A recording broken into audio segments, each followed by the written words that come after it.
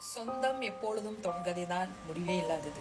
அது எல்லா சொந்தங்களுக்கும் இந்த பாட்டு வந்துட்டு உதாரணமா கிடையாது. எல்லோருக்கும் வணக்கம். சொந்தம் என்ன என்னங்க, உற்றார் உறவினர் என்ன என்னங்க, நண்பர்கள் என்ன என்னன்னு நம்ம ஆயிரம் சொல்லலாம். சொந்தம் வந்துட்டு ஒரு ரத்த சம்பந்தப்பட்டது, அது ஜெனரேஷன், அது இதுன்னு சொல்லலாம்.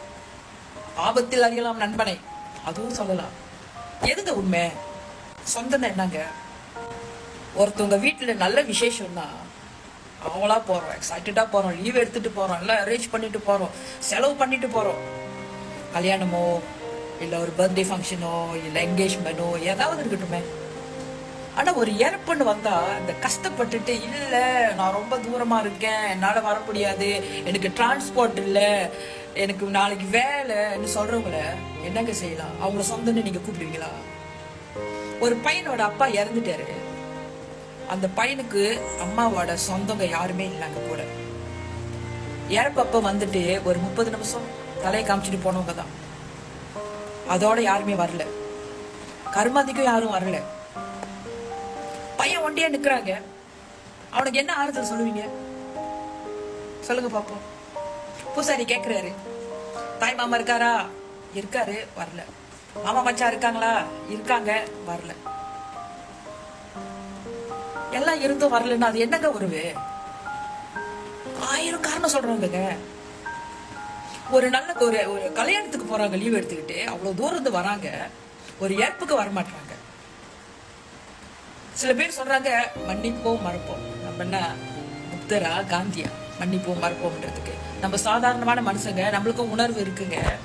அந்த பையன் அங்க ஒண்டியா நிக்கிறான், சொந்தம் யாரும் இல்ல. அந்த பையனோட அம்மா சொல்றாங்க, சாமி நீங்க உங்களுக்கு எது அந்த உறவுகள் இல்லாம எப்படி ஒரு சடங்கு நீங்க செய்ய முடியுமோ அதை செய்யுங்க அப்படின்னு அந்த பையனோட அம்மா சொல்றாங்க. அந்த குருக்கள் ஒரு பெருமூச்சு விட்டுட்டு செய்யறாரு. அந்த பையன் நின்றுகிட்டு இருக்காங்க ஒண்டியா, பாக்குறதுக்கே எப்படி கதறி அழுகணும் போல இருக்குங்க. என்னங்க சொந்தம்? இந்த மாதிரி சொந்தம் வேணுங்களா?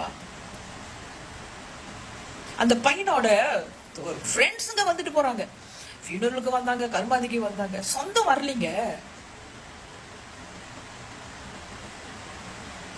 ஒரு ஒரு ஒரு நீங்க ஒரு ஏர்ப்புக்கு போனீங்களா, அங்க டெத் சர்டிபிகேட் போட்டோ காப்பி பண்ணி வச்சிருப்பாங்க. அது ஏன் வச்சிருப்பாங்க?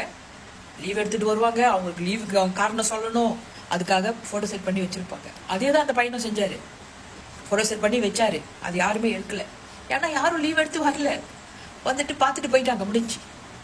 அதுக்கு பிறகு காரியம் நடக்கணுமே, அந்த 16 செய்யணுமே, அந்த 16 நாள் பூஜை நடக்கணுமே, அதுக்கு கூட இருப்போமே, என்ன செய்வோம் ஏது செய்வோம்னு ஒரு ஆள் கூட வரலைங்க. அந்த அந்த அம்மாவோட கூட பிறந்தவங்க எல்லாம் என்னங்க ஆச்சு? இல்ல இந்த அம்மா வந்து செத்து போச்சு, அந்த பையனோட அம்மா செத்து போச்சு, அந்த பையனுக்கும் எனக்கும் உறவு இல்லைன்னு விட்டுட்டாங்களா? ரொம்ப அது அந்த அந்த மாதிரி ஒரு இன்சிடென்ட் வந்துட்டு யார் வாழ்க்கையிலும் நடக்கூடாது. மறப்போம், மன்னிப்போம், 1000 காரணம் இருக்கு. என்னங்க காரணம்? இன்னைக்கு அந்த பையனுக்கு கல்யாணத்துக்கு நீங்க போலன்னா 2 நாள் கழிச்சு போயிட்டு சாரியா வர முடியலையா அப்படின்னு நீங்க மறுபடியும் போய் வாழ்த்து சொல்லலாம். இறந்தவங்களோட நீங்க அந்த ஃபியூனரலுக்கு நீங்க வரலன்னா இன்னொரு நாள் வந்துட்டு நான் இன்னொரு ஃபியூனரலுக்காக நீங்க வெயிட் பண்ணிட்டு இருப்பீங்களா? அந்த மரியாதை வந்துட்டு அந்த இறந்தவரோட உடலுக்கும் கொடுக்கல, அவருடைய ஆத்மாக்கும் கொடுக்கல. சரிங்களா? அப்படிப்பட்ட உறவு என்ன உறவுங்க? இந்த மாதிரி உறவு தேவையா? தயவு செஞ்சு கமெண்ட் பண்ணுங்க.